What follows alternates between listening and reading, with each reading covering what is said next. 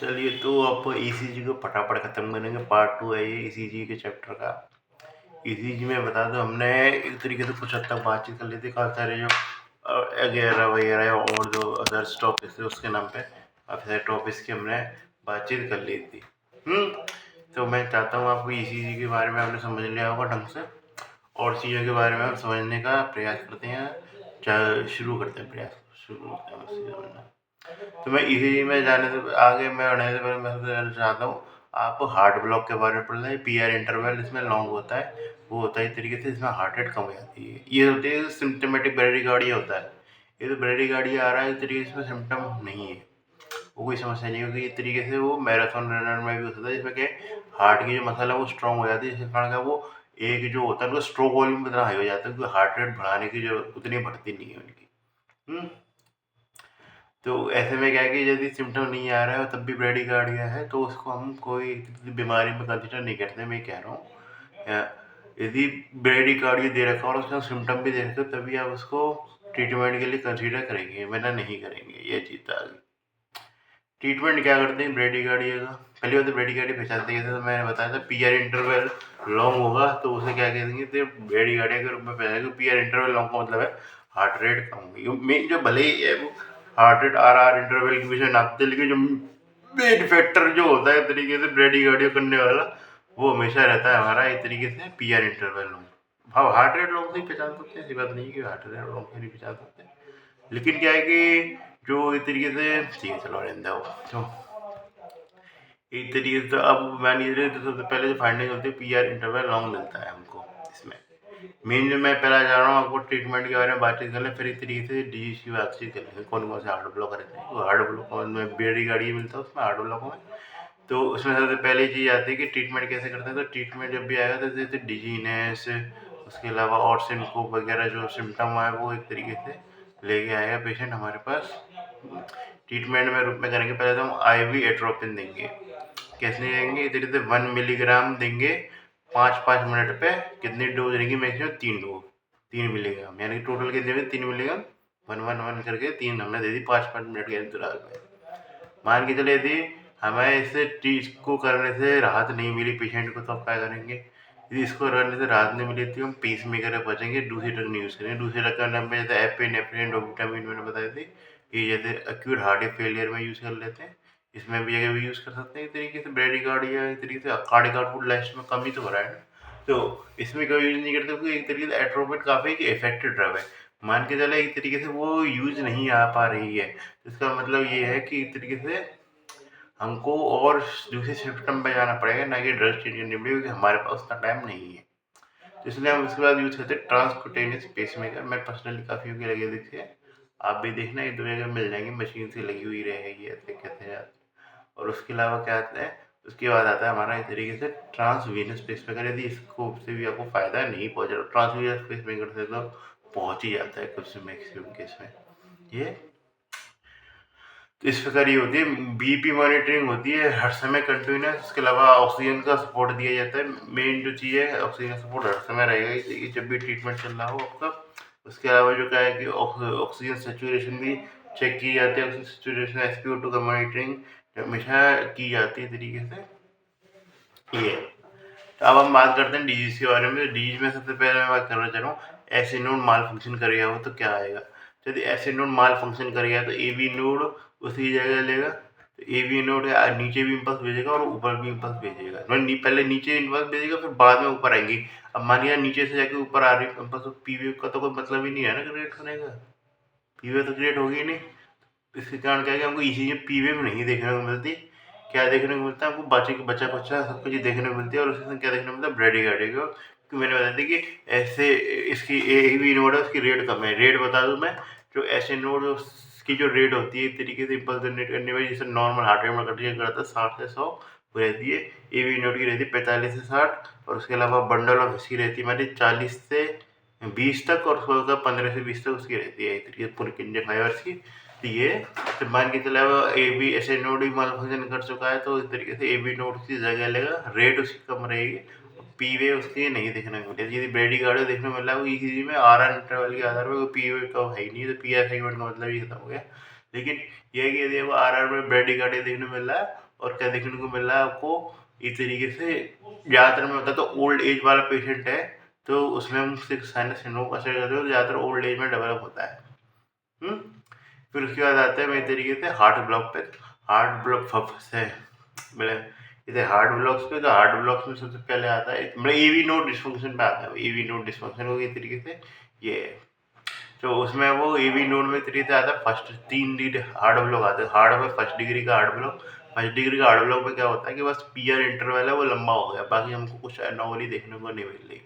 PR interval में बताया था 0.12 सेकंड से लेकर 0.2 सेकंड तक के लिए होता है। तो यदि इसके पूरा इंटरवल 200 मिली सेकंड या तरीके से 0.2 सेकंड से ज़्यादा हो गया तो सिर्फ प्रोलॉन्ग पीआर इंटरवल के लिए और कुछ नॉर्मली देखने को मिले हमको पीआर इंटरवल से में सब जगह कोई क्यूआर से ड्रॉप नहीं है तो उसे क्या कहेंगे फर्स्ट डिग्री हार्ट ब्लॉक में कंसीडर करेंगे।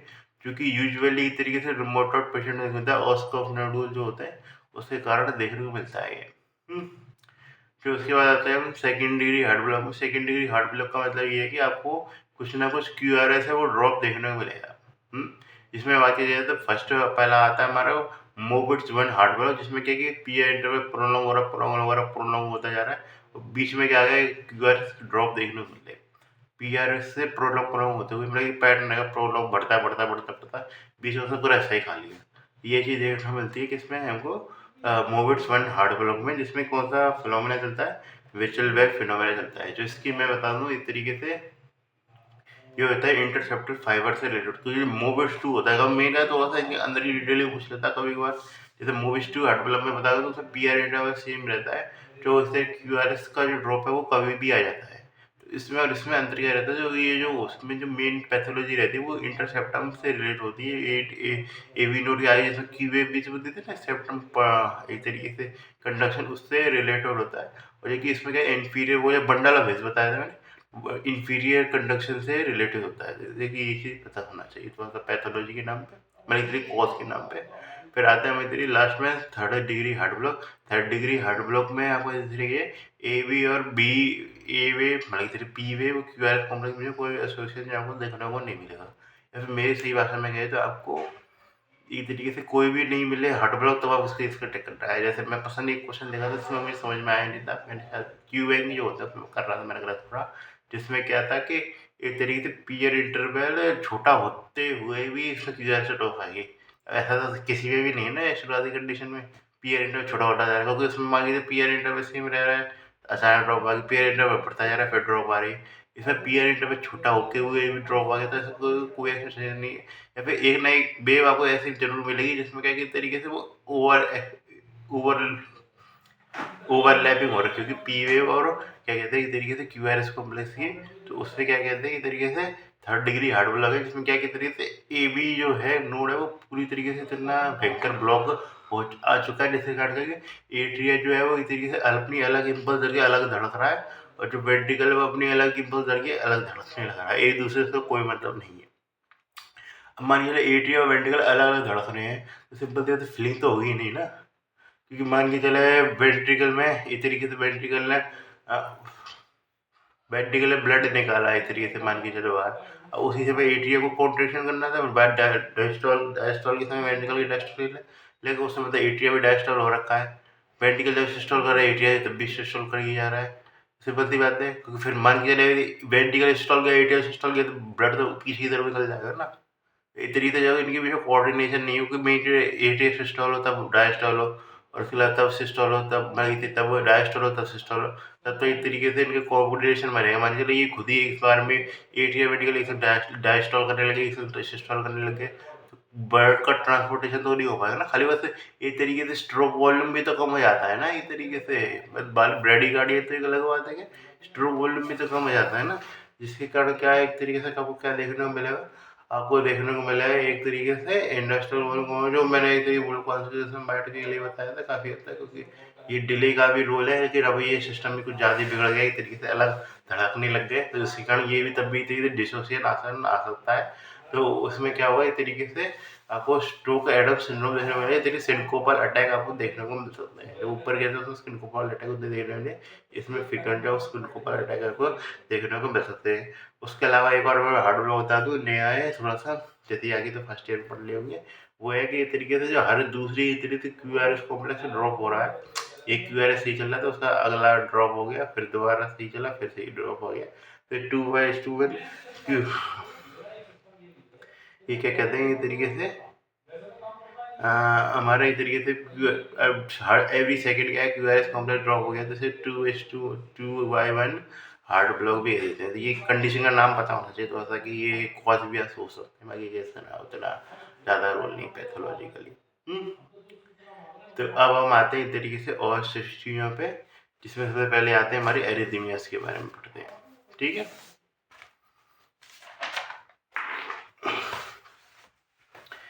एरिथमिया में आता है हमारा एक तरीके से क्या, वेंट्रिकुलर फिब्रिलेशन। जैसे कि मेरा पेट खराब सा हो रहा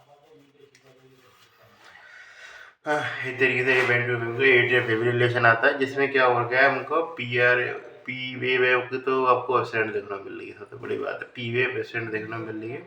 उसके अलावा क्या कहते हैं, आर इंटरवल है वो सेम नहीं है। पी वेव आपको एक तरीके से बिल्कुल एकदम छोटी छोटी छोटी छोटी देखने मिल रही है, और एक तरीके आर इंटरवल सेम नहीं है, जैसे मैं दिखा देता हूँ।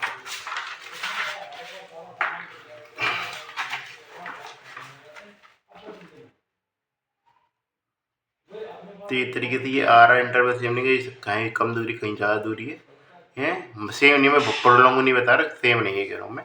और इसके अलावा ये पी वेव आप डिफ्रेंशिएट नहीं कर सकते, कुछ भी ऐसा पैटर्न मिल रहा है इस तरीके से, ये चीज़ है। हाँ, शॉर्ट आउट वाला पैटर्न नहीं होता, उसको समझाऊंगा मैं, तो इसमें शॉर्ट आउट वाला पैटर्न नहीं होता, ये चीज़ बता रहा हूँ मैं। तो इस तरीके से इसका कार्य क्या होता है, हमको इरेगुलर हार्ट रेट कहते हैं इसको, सीधा यदि लिखा हुआ भी होता है इरेगुलर जो रिदम होती है, हार्ट रेट क्या होता है, इरेगुलर रिदम देखने को मिलना चाहिए।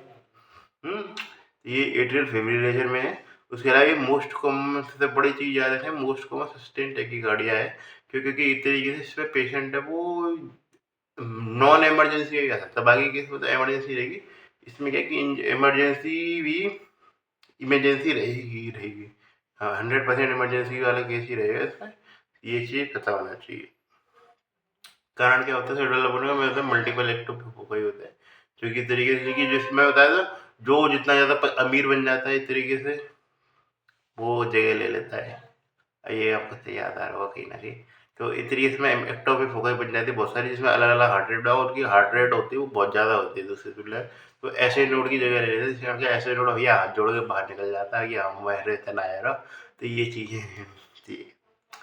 हाँ, तो मेन जो क्या चीज़ देखने मिलती है आपको, इस्कीमिक कार्डियोमायोपैथी वगैरह ये सब खोज रहेंगे, क्या जानने की जरूरत नहीं है। थायरोटॉक्सिकोसिस लिख लेना तो thyrotoxicosis, cardiomyopathy, ischaemic cardiomyopathy, hypertension, ये कॉज के रूप में रहते हैं इस तरीके से एट्रियल फिब्रिलेशन के। मेन जो चीज़ मैं बताना चाह रहा हूँ वो बताना चाह रहा हूँ इस तरीके से, ये मोस्ट कॉमन कॉज होता है डेथ का इन हॉलीडे हार्ट सिंड्रोम, तो ये पता होना चाहिए। मैं छोटे छोटे पॉइंट में आगे के लिए लास्ट में बता दूंगा कि ये तो है नहीं है, ये सिर्फ शॉर्ट वीडियो में बताऊंगा, अभी तो कहीं कहीं बता। मेन जो इसमें बताना चाह रहा हूँ वो बताना चाह रहा हूँ ट्रीटमेंट इसके बारे में। ट्रीटमेंट जो होता है वो होता है इसका, ये तो पहले तो रेट कंट्रोल करते हैं। तो रेट कंट्रोल किसके द्वारा किया था, मैं रेट कंट्रोल के लिए मेन एजेंट बताया था मैंने पहले भी, बीटा ब्लॉकर रहता है मेन एजेंट। यदि सीओपीडी हो रखा हो तो हम क्या यूज़ करते हैं, कैल्शियम चैनल ब्लॉकर यूज़ करते हैं। यदि अगर अक्यूट कार्डिक फेलियर होगा तो क्या यूज़ करते हैं, डाइऑक्सिन। तो यहीं पे एक तरीके से मैंने पर्सनली डाइऑक्सिन का रोल पढ़ा है मैंने, और कहीं रोल नहीं पढ़ा है एरिया में। तो ये चीज़, तो मैंने भेजा था वो कुछ चीज़ों को रिवीज कर रहे हैं तरीके से, जो हमने ये बताया था रेट कंट्रोल एजेंट है, ये रहते हैं तरीके से बीटा ब्लॉकर यूज़ कर सकते हैं यदि हो रहा हो, नहीं तो तीसरे अल्टरनेटिव तो कैल्शियम ब्लॉकर चलता ही है हमारा ये। फिर उसके अलावा क्या एंटी कोगुलेंट यूज़ करते हैं, यदि मान लीजिए प्रोस्थेटिक वाल्व लगा हुआ है उसके, तो इस तरीके से सब वारफर यूज़ करते हैं। नहीं तो हम एपिक्सावेन यूज करेंगे, वो ज़्यादा एक तरीके से एपिक्सावेन, एपिक्सावेन, हाँ एबिक्सावेन होता है, एपिक्सावेन नहीं होता, ई से आया था वो। हाँ, एबिक्सावेन और डेविगेटर वो एपिक्सावेन एबिक्सावेन थोड़ा तो ये हो सकता है एपिक्सावेन। हाँ, तो उसके अलावा फिर आता है इस तरीके से इलेक्ट्रिक, फिर आता है हमारा कार्डियो वर्जन पे, जिसमें आता है पहला था केमिकल कार्डियो वर्जन, और एक होता है हमारा electrical cardio version. Chemical cardio version के लिए हम याद करके चले तो मेन ड्रग जो ज़्यादातर अंग्रेजी में यूज होती है वो होती है हमारी IV एमाइडेरॉन। और यदि एक तरीके से उसकी बात करके चले हमारे इलेक्ट्रिकल कार्डियो वर्जन की, तो उसमें आता है सिंक्रोनाइज्ड डीसी शॉक कितने पे, इस तरीके से 200 टू 100 जूल्स पे। ये ठीक है, समझिए। अगला टॉपिक आता है हमारा मल्टीफोकल एट्रियल टैकीकार्डिया। इसका मल्टीफोकल से क्या समझते हैं, जो मॉर्फोलॉजी है वो पीए की बहुत ज़्यादा मिल रही है। सबसे बड़ी चीज़ जो पहचानने की है इसमें, कैसे पीवे मिल रही है। यदि पीवे में आपको देखने को मिल रहा है तो ये किस जाए, और ना हिस्ट्री तो इनकी भी सेम रहती है, रेगुलर इरेगुलर रहता है। ये इसलिए रेगुलर इरेगुलर बता रहा हूँ क्योंकि ये क्या ज़्यादातर क्वेश्चन में दे देता है। पार्ट टू एलिवेशन हर बार मेहनत करने की जरूरत नहीं, वो हिंट क्वेश्चन ईजी भी दे सकता है, ऐसा नहीं कि हमेशा टफ ही देगा।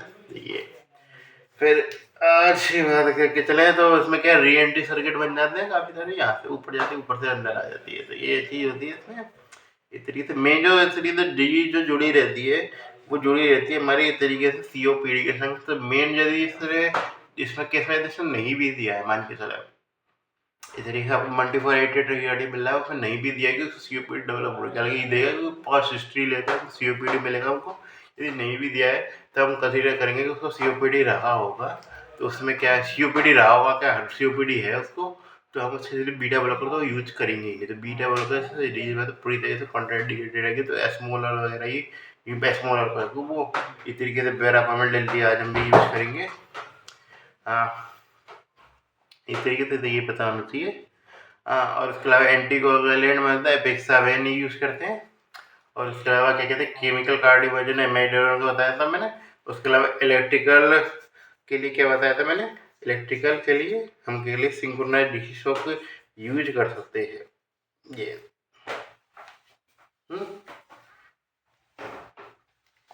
मेन ट्रीटमेंट क्या रहेगा ये पूछता है काफ़ी बार, तो लावा और लामा ही रहेंगे। मेन पहले सीओपीडी ठीक करो फिर आगे बढ़ेंगे, बताइए सही लेके क्या दोस्तों, पहले सीओपीडी ठीक करो फिर हम आगे बढ़ेंगे। फिर एक और आती है हमारी डी, जिसमें आती है हमारा मतलब मेन आर एस वेरापामिल याद करना, बाकी का 4-5 याद रखेंगे। 4-5 बचे याद रखने वाले कहते हैं एट्रियल फ्लटर के लिए याद रखें। एट्रियल फ्लटर में क्या होता है, शॉर्ट पैटर्न देखने को मिलता है, और उसके अलावा क्या देखने को मिलता है आपको, आर इंटरवल इस बार सेम रहेंगे। ये चीज़ सबसे बड़ी बात है। ट्रीटमेंट सेम रहेगा, इसमें स्मॉलर यूज़ करता था तो यूज़ करेंगे, नहीं तो वेरापामिल यूज़ कर लेंगे। और उसके अलावा क्या यूज़ कर सकते हैं, देखिए एपिक्सावेन लगा लीजिए, एपिक्सावेन ठीक है, एपिक्सावेन होता है, ई से यार मीनिंग में लेना, ए से मीनिंग है एपिक्सावेन। और उसके अलावा क्या कहते हैं हम आईवी एमाइडोन। उसके अलावा कार्डियो वजन के लिए बस जूल याद रखना आपको, इसके लिए तो 25 से 50 जूल तक, क्योंकि एट्रियल फ्लटर होती है माइल्ड कंडीशन होती है, एट्रियल फिब्रिलेशन होती है हैवी कंडीशन है। तो ये अब आते हैं एक तरीके से वेंट्रिकुलर टैकीकार्डिया पे। वेंट्रिकुलर टैकीकार्डिया पे कैसा पैटर्न देखने को मिलेगा, तो आपको एक तरीके से आपको ऊपर से यूं पैटर्न देखने को मिलेगा, वो क्या देखने मिलेगी, इसमें जेफसोनियन साइन देखने को मिलेगा। मैं बनाऊँ तो एक तरीके से आपको जेफसोनियन साइन है, एक तरीके से ब्रॉड क्यूआरएस कॉम्प्लेक्स बन गया, और एक तरीके से आपको एक तरीके से वेव सिमिलर जेफसोनियन साइन देखने को मिलेगा। मैं बता रहा हूँ नोच सी बन कर है, नोच सी यहाँ पे, तो ये जेफसोन साइन होता है ये। इसमें क्या देखने को मिलता है आपको, क्या ट्रीटमेंट यूज़ करते हैं, तो इसमें जो एक तरीके से पहले जो मैं पुराना अपडेट था उसमें एक तरीके से यदि एम आई कारण बिल्डअप हो रहा है, मैंने बताया था एम आई कारण, यदि एम आई डिजिटॉक्सिसिटी कारण यदि क्या बिल्डअप हो रखा हो हमारा, एक तरीके से वेंट्रिकुलर टैकीकार्डिया या वेंट्रिकुलर एरिथमिया डेवलप हो रखा हो, तो प्रीवियसली हम यूज़ कर सकते थे एक तरीके से, या जो फार्मा में पढ़ा था इस तरीके से, जो टाइप 1B की कैटेगरी इसमें लीडोकेन आता है मेन ड्रग, उसको यूज़ करते थे। लेकिन आजकल में हम एमाइडेनॉन से कम चला लेते हैं। यदि एक तरीके से नहीं, यदि कोई भी कंडीशन नहीं दे रखी हो तो ड्रग ऑफ चॉइस तो एमाइडेनॉन रहती है। तो यदि एमाइडेनॉन नहीं है तो इधर एमाइडेनॉन यूज़ कर देते हैं। यदि मान के चले मैंने बता रहे कि यदि इस तरीके से क्या हो रखा हो, यदि इस तरीके से पल्स वगैरह ऐसे सीवियर सिम्टम आ गए हो, तो इस तरीके से डिफिब्रिलेशन यूज करते हैं। इसमें डिफिब्रिलेशन के लिए क्या यूज करेंगे, इस तरीके से non synchronize DC shock use करते हैं। ये तो non synchronize DC shock use करेंगे इस तरीके से वेंट्रिकल फिब्रिलेशन के ट्रीटमेंट के लिए। और इसमें क्या देते हैं, जैसे ड्रग के नाम पे आईपीएमाइडोन को मोस्ट कॉमन ड्रग है इस तरीके से यूज करने वाले। फिर आते हैं हम एक तरीके से अगला टॉपिक जो आता है हमारा प्रोक्सिमल सुप्रावेंट्रिकुलर टैकीकार्डिया, जिसके बारे में आपको है ट्रीटमेंट के बारे में बहुत टाइम से पढ़ा रहे होंगे, क्योंकि मैं फार्मा में बहुत जगह बताया था। मैं एवी नोट कंडीशन को जो एक तरीके से क्या कहते हैं धीमा कर सकता है। वो क्या है एक तरीके से इसमें यूज होगा। एवीनोट इंडेक्स को धीमा कर सकता है, बीटा बल पर धीमा कर सकता है, एडिनोसिन धीमा कर सकता है, और इसके अलावा कहते हैं कैल्शियम चैनल ब्लॉकर यूज कर सकता है। ड्रग ऑफ चॉइस के रूप में याद रखना, तो भले ही ये कर सकते हो लेकिन मेन ड्रग इसके लिए आ रहेगी हमारी एडिनोसिन रहेगी। तो इसलिए याद रखना IV adenosine drug main drug रहेगी। ये फिजियोलॉजिकल ट्रीटमेंट भी हो जाता है इसका एक तरीके से, नॉर्मल जो एक तरीके से कैरोटिड साइनस मसाज के आधार पर भी कर सकते हैं, लेकिन वेगस को स्टिमुलेशन करके वेगस स्टिमुलेशन हो जाएगी तभी हो जाएगा, तब भी हो सकता है ये चीज़।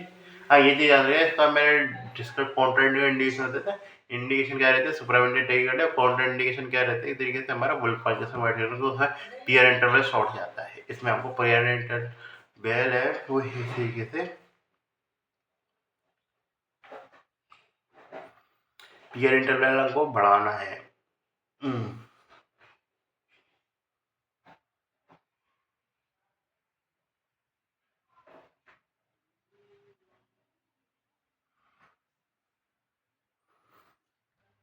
बिल्कुल सही तरीके से आपको PR मतलब एक तरीके से AV नोट कंडीशन बढ़ाना है काफ़ी हद तक थोड़ा सा, तभी काम चलेगा आपको। तो इस तरीके से कॉन्ट्रा इंडिकेटर रहती है वुल्फाइटिस में, इसमें इंडिकेशन के रूप में रहती है। सारी मैंने थोड़ी बहुत बता दी, ये प्रॉपर्टी रहती है, मेन तो आपको एडिनोसिन याद रखनी है। यदि मैं किचन फिर मैंने बताया यदि ये तो हमारा नॉर्मल ड्रग ट्रीटमेंट है, ड्रग ट्रीटमेंट खाली बस फार्माकोलॉजी पड़ता है, थोड़ा सा मेडिसिन के आधार पर और ट्रीटमेंट पड़ेगी, तो और ट्रीटमेंट में आधार पर रहती है हमारी सिंक्रोनाइज DC शॉक रहता है इस तरीके से। यदि जैसे सिस्टोलिक BP ज़्यादा नीचे जा चुका हो तो हम इस तरीके से सिंक्रोनाइज DC शॉक देखते हैं। कितने पे यूज़ करेंगे सिंक्रोनाइज DC शॉक, वो करेंगे इस तरीके से हम 120 से 200 जूल्स पे हम सिंक्रोनाइज DC शॉक है वो यूज करते हैं।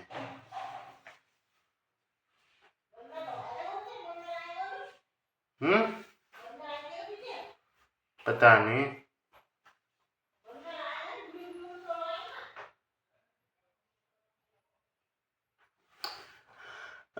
इस तरीके से अब आते हैं अगले टॉपिक पे, जो हमारा लास्ट एक तरीके से 2 टॉपिक और बचे हैं, अभी तो काफ़ी टॉपिक बचे हैं में। बीच में एडेथीमिया क्या रहता है, तो हमारा एक तरीके से क्या था वेंट्रिकुलर क्या हो गया, वो फटा डेवलप हो गया, कुछ भी आ रही है कुछ भी आ गया, वेंट्रिकुलर फ्लटर है, उसकी ड्रग ऑफ चल रहेगी लीडोकेन, ये यार ना लीडोकेन यहाँ पे ड्रग ऑफ चल के रूप में आ गई, ज़्यादा यानी इसका डिफिब्रिलेटर यूज करेंगे उस केस में भी, वो भी नॉन सिंक्रोनाइज होता है, सिंक्रोनाइज नॉन सिंक्रोनाइज ज़्यादा उसमें ये चीज़ है।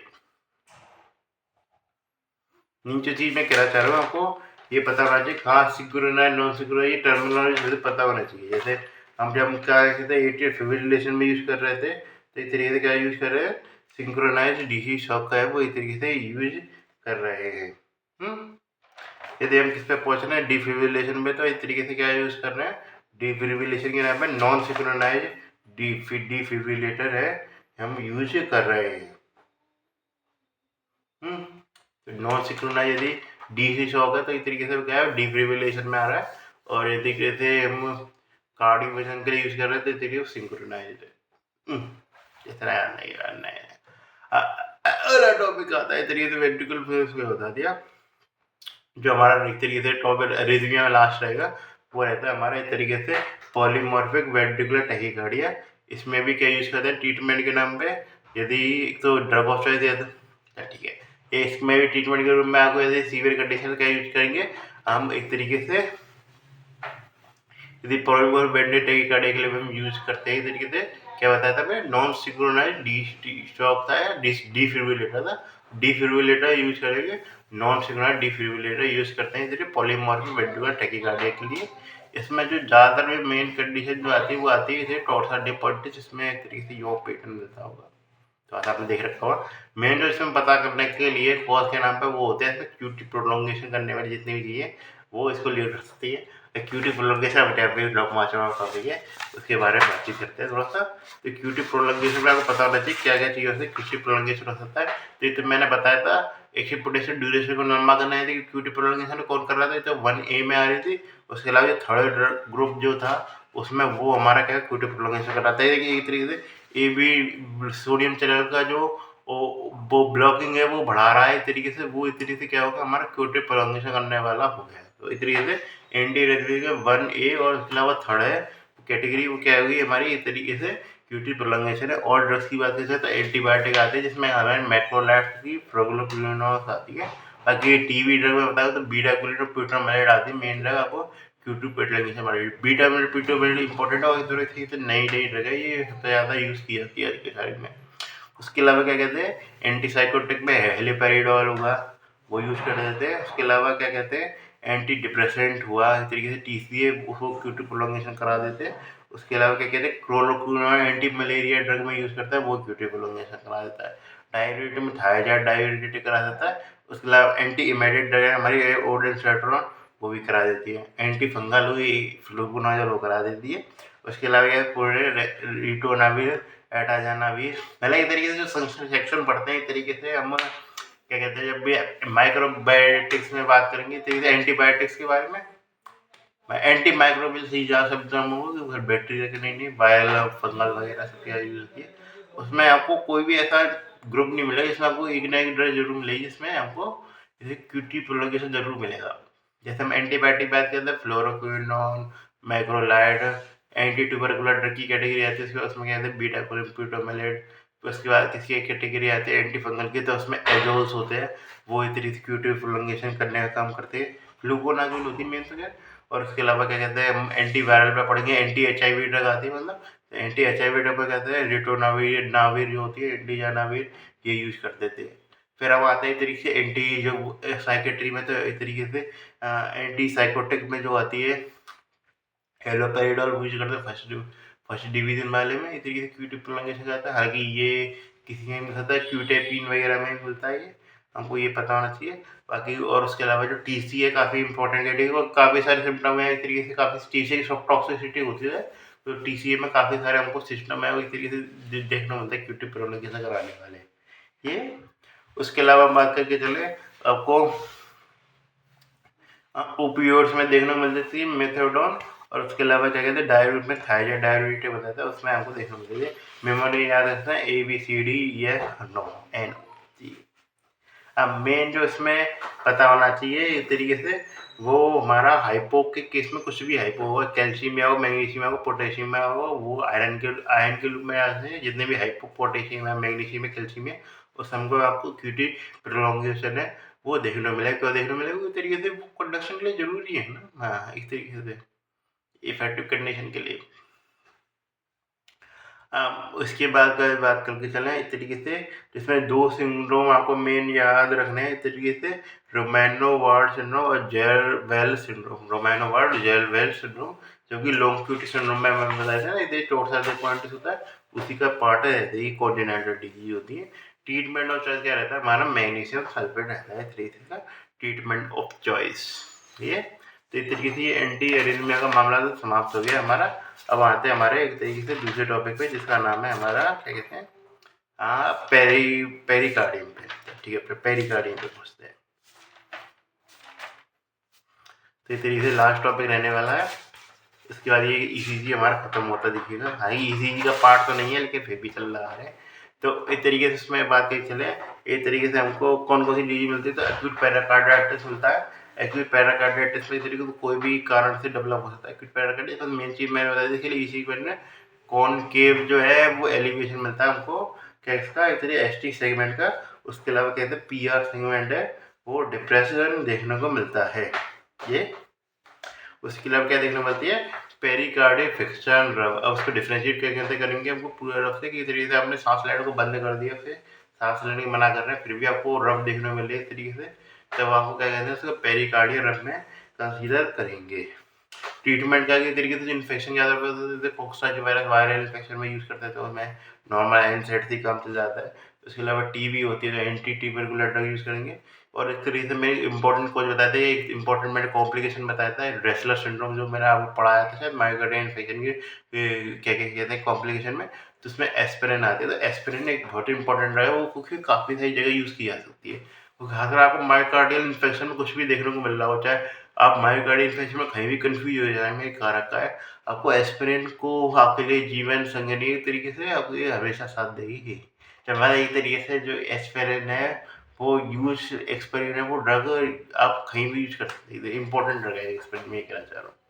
फिर आती है हमारी पेरिकार्डियल डिफ्यूजन पे, जिसे क्या कहते हैं, एक तरीके से कंडीशन को टॉर्सा डे पोंटिस भी कह दिया जाता है, जिसमें क्या देखने को मिलता है आपको, कार्डियक के आसपास पे जो फ्लूइड है वो एक तरीके से जमा हो जाता है, जिसमें एक्चुअली फ्लूइड की मात्रा रहती है 50 ml से ज़्यादा रहती है, तो हम उसको क्या कहते हैं, जैसे पेरिकार्डियल डिफ्यूजन में कंसीडर करेंगे। इन्वेस्टिगेशन क्या किसके आधार पर कर सकते हैं, इकोकार्डियोग्राफी के आधार पर कर सकते हैं। बाकी ईसीजी में क्या फाइंडिंग मिलती है हमको, इलेक्ट्रिकल अल्टरेंस देखने को मिलती है ये। और बाकी क्या देखने को मिलता है हमको, पल्सस पैराडॉक्स देखने को मिलता है। पल्सस पैराडॉक्स क्या होता है, जो नॉर्मल केस जब भी होता है हम इंस्पिरेशन करते हैं तो हमारे क्या बीपी जो होता है वो बढ़ता है, हालांकि वेरिएशन ज़्यादा नहीं होता लेकिन थोड़ा बहुत बढ़ता है। लेकिन इसमें क्या कि यदि आप इंस्पिरेशन कर रहे हैं तो बीपी बढ़ना तो बहुत दूर की बात है, उल्टी घट रहा है, जो कि एक तरीके 10 mm और एच से ज़्यादा है। अब कारण होता है तो क्या कारण है, इतनी नॉर्मल बीपी क्यों बढ़ता है, तो इंस्पिरेशन जब भी होता है तरीके से, तो एक तरीके से वीनस रिटर्न है वो बढ़ता है, वीनस रिटर्न होगा तो कार्डियक आउटपुट बढ़ेगा, जिसके कारण हमारा बीपी बढ़ता है। लेकिन इसमें क्या है कि वीनस रिटर्न बढ़ता है तो एक तरीके से एट्रिया पे तो एक तरीके से जगह ही नहीं है ना सिस्टोल करने, जिसको एक तरीके से वो ब्लड एक तरीके से जा ही नहीं पाता वेंट्रिकल तक, बल्कि उल्टी जो इंस्पिरेशन के कारण क्या होता है कि तरीके से जो थोड़ा बहुत ब्लड आता भी है वो क्या करता है, उसको डेविएट कर देता है एक तरीके से, किसको, हमारे राइट वेंट्रिकल जो सेप्टम जो होता है वो तरीके से थोड़ा सा उसको भर के ब्लड आया, ब्लड बढ़ा तो भड़ के उसने क्या किया तरीके से इसको इसका दिखा दिया। तो मेन चीज आप समझिए कि इसके ऊपर की साइड हमारे पास एक्सपेंड करने की जगह नहीं है, तो कोई भी एक्सपेंड करेगा इधर उधर ही तो करेगा। अब मान के चले इसके बाद ऊपर अब राइट वेंट्रिकल में ज्यादा ब्लड आया तरीके से इंस्पिरेशन मतलब यही है, वीनस रिटर्न होते हैं तो राइट एट्रिया में आया, फिर राइट वेंट्रिकल में आया। अब मान के चले उसको ऊपर एक्सपेंड करने के लिए तो वो जगह ही नहीं है। अब वो एक्सपेंड क्या कर रहा है, इधर की साइड एक्सपेंड कर रहा है, इधर की साइड एक्सपेंड करके क्या कर दिया उसने, लेफ्ट वेंट्रिकल को कंप्रेस कर दिया। लेफ्ट वेंट्रिकल यदि कंप्रेस होगा तो क्या करेगा, एक तरीके से उसमें जो आउटपुट जो जितना ज्यादा इकट्ठा होना चाहिए ब्लड उतना से कम इकट्ठा होगा। ये इलेक्ट्रिकल अल्टरनेंस पता हो तो इस तरीके से वेरिएबल आउटपुट होता है, क्यूआर सिंबल से कुछ में एक तरीके से उसकी हाइट एक तरीके से कम देखने को मिले, कुछ जगह एक तरीके से ज़्यादा देखने को मिल सकती है। तो ये होता है इलेक्ट्रिकल अल्टरनेंस, ये है ये क्यूआर ज़्यादा लो वोल्टेज देखने को मिलता है। मेन जो चीज़ इसमें मैं बताना चाह रहा हूँ वो बताना चाह रहा हूँ इस तरीके से, आपका यदि लो प्रेशर कार्डियक आउटपुट है तो उसमें आपको खाली एट्रिया कोलैप्स मिलेगा, यदि हाई प्रेशर है तो एट्रिया वेंट्रिकल दोनों देखने को कोलैप्स आपको देखने को मिल सकते हैं। ये जो एक तरीके से आपको क्या याद रखना है इसके लिए, पल्सस पैराडॉक्स की मैंने बताई, चल मैं काफ़ी टॉपिक में कर दिया। पल्सस पैराडॉक्स है वो काफ़ी कंडीशन में देखने को मिलता है कार्डियक टेम्पोरेचर में। उसके अलावा क्या कहते हैं, एक तरीके से कंस्ट्रक्टिव पेरिकार्डिटिस है, दोनों में देखने को मिलता है। इसके बारे में डिफरेंस का क्वेश्चन आ जाता है। इस तरीके से कंस्ट्रक्टिव पेरिकार्डिटिस वैसे कार्डियो टेम्पोनार्ड है, कंस्ट्रक्टिव पेरिकार्डिटिस की बात करूँगा। मेन जो मैं इसमें अगला टॉपिक चीज़ बताना चाह रहा हूँ वो होता है आपको एक तरीके से बैक स्ट्राइड, इंपॉर्टेंट है, क्वेश्चन आ सकता है 1-2 नंबर का। बैक स्ट्राइड होता है cardio, back STRIDE of cardio temporal, इसमें क्या देखने को मिलता है आपको, हाइपोटेंशन देखने को मिलती है। उसके अलावा और क्या देखने को मिलती है बैक साइड में, एक तो उसके अलावा डिस्टेंट हॉट साउंड देखने को मिलती है। उसके अलावा डिस्टेंडेड नेक वेन्स आपको देखने को मिलती है, क्योंकि मैंने बताया था कि इस तरीके से यदि उसका पिचकने के लिए जगह ही नहीं है तो इस तरीके से या तो नीचे खिसकाएगा ब्लड को, तो इस तरीके से ब्लड भर तो सकता नहीं उसमें, ऊपर ऊपर ऊपर है, तो एक तरीके से ब्लड यदि भर सकता नहीं है तो मान के चले आप किसी भी जगह ब्लड डालना चाह रहे हैं, वो एक तरीके से उसका छेद इतना बड़ा है तो इस तरीके से पीछे की साइड ब्लड फ्लो करने लग जाएगा, जिससे हमारा डिस्टेंटेड नेक वेन देखने को मिल जाती है। उसके अलावा हार्ट साउंड है वो देखने को मिलेगी, डिस्टेंट हार्ट साउंड। उसके अलावा हाइपोटेंशन चाहिए कि मेन शिफ्ट में वैसे वो ब्लड हाई स्ट्रोक वॉल्यूम में वो काफ़ी नीचे आ गया हमारा, ऐसे कारण जो दबाव जो बना रहा है फ्लूइड हमारे ऊपर, जिसके कारण क्या है स्ट्रोक वॉल्यूम नीचे आ गया। तो ये बैक स्ट्राइड है और कार्डियो टेम्पोरल, ये जरूर से जरूर याद रखना है आपको। ये चीज़ ध्यान रखना, लो प्रेशर कार्डियोमायोपैथी में आपको पल्स पैराडॉक्स है वो नहीं देखने को मिलेगा। फिर आता है कंस्ट्रक्टिव पेरिकार्डिटिस। कंस्ट्रक्टिव पेरिकार्डिटिस में मेन तो चीज़ आपको ये याद रखनी है, ये होता है कि टीबी पेरिकार्डिटिस जो मैंने बताया एक्यूट पेरिकार्डिटिस उसके बाद डेवलप होती है। तो टीबी पेरिकार्डिटिस के लिए इसमें स्पेसिफिक है, इसमें क्या होता है आसपास की वॉल्स में आपको कैल्सिफिकेशन देखने को मिलेगा यदि आप इकोकार्डियोग्राफी बनेगी। ये इसमें आपको क्या देखने को मिलेगा, यदि आपको ईसीजी कराएं तो आपको एक तरीके से लो एम्पलीट्यूड देखने को मिलता है क्यूआरएस, बाकी उतना ज़्यादा सिग्निफिकेंस नहीं है लो एम्पलीट्यूड। मेन जो इसमें जो होती है वो पेरिकार्डियल नॉक देखने को मिलती है, इसमें एक तरीके से वो आपको अपना हार्ट जब भी धड़क रहा है तो वो क्या एक तरीके से बॉल पर टकरा रहा है, जैसे मैं मुँह इसको मैं तोड़ सकता नहीं है इस तरीके से फ्लूइड वाली आवाज़ तो आएगी नहीं, जिसमें तोड़ना ना हो, जैसे पेरिकार्डियल नोक आ रही है, इस तरह से टूटने की, जैसे पेरिकार्डियल नोक है वो देखने को मिलती है। मेन जो चीज़ जो इसमें देखने को मिलती है, आपको कुशमाल साइन देखने को मिलता है इस तरीके से, क्योंकि ज़्यादातर केस में आपको जेवीपी है वो इस तरीके से जब भी आप इंस्पिरेशन कर रहे हो तो कम देखने को मिलेगा, लेकिन इसमें पैराडॉक्सिकल राइज देखने को मिलता है जेवीपी का कुशमाल साइन में। ठीक, कुशमाल साइन है किसके लिए स्पेसिफिक है? कंस्ट्रक्टिव पेरिकार्डाइटिस के लिए। उसके अलावा डिस्टेंट एक्स और वाई डिस्टेंट है, वो चीज़ आपको इसमें देखने को मिलेगी आपको कंस्ट्रक्टिव पेरिकार्डाइटिस के लिए। और उसके अलावा उसमें मैं जेवीपी फाइंडिंग बताऊँ तो खाली आपको डिसेंट जो होता है हमारा इतनी स्टीप है, एक्स ही डिसेंट ही आपको देखने को मिलता है। यदि एक्स और वाई दोनों देखने को मिल रही है तो इस तरीके से वो किस में जा रहा है, हमारा कंस्ट्रक्टिव पेरिकार्डाइटिस में। यदि खाली एक्स देखने को मिल रही है तो वो क्या जा रहा है, हमारा कार्डियक टेम्पोनार्ड में जा रहा है।